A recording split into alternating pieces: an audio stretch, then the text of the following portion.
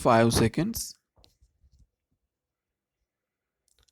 Mr. Speaker, sir, I thank you very much for having given me an opportunity to speak a few words on food policy.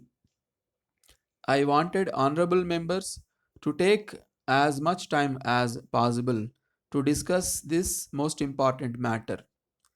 My colleague, the finance minister, gave a very good account of the situation yesterday and made clear the basic policy of the government.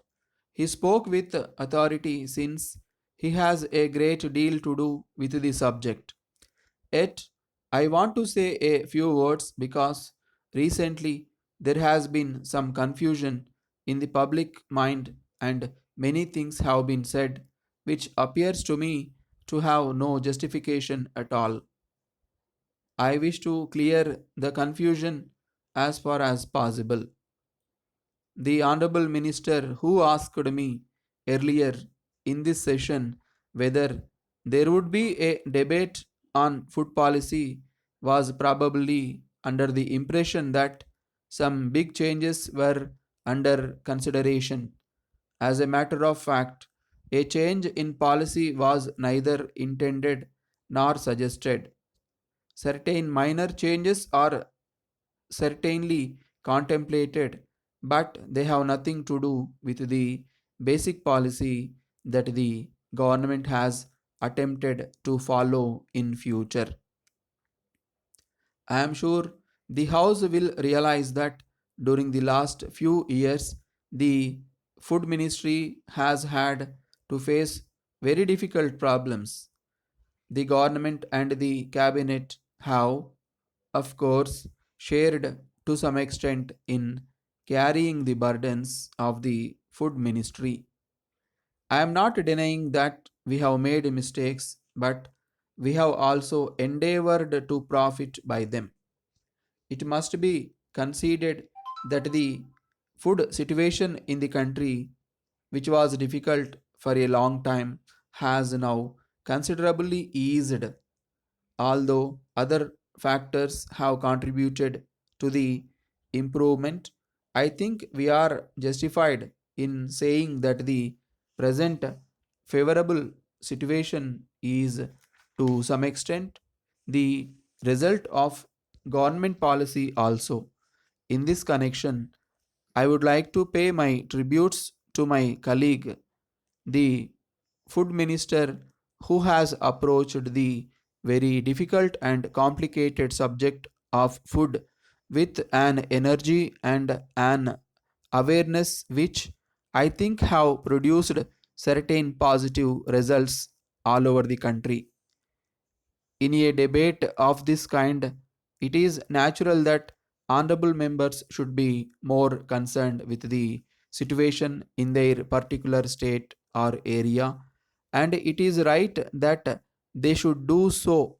Nevertheless, the most important thing is that we keep in view India and her food problem as a whole, and at the same time remember our basic policy.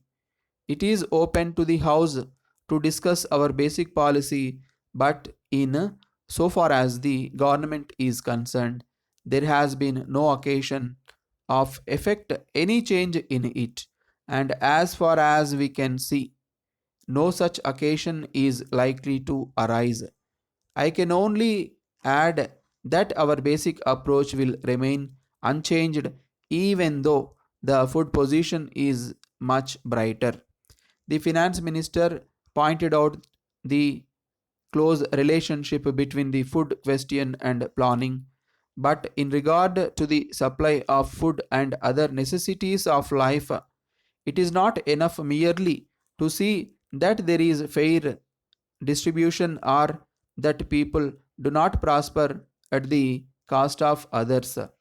If we do this and no more, our economy will be static. We must also see that we get the best out of our development and planning programs. For instance, if there is a surplus of food in the country, we would naturally like the nation to be fed more adequately but we must also think beyond the immediate wants and utilize our resources with foresight. With these few words, I conclude my speech.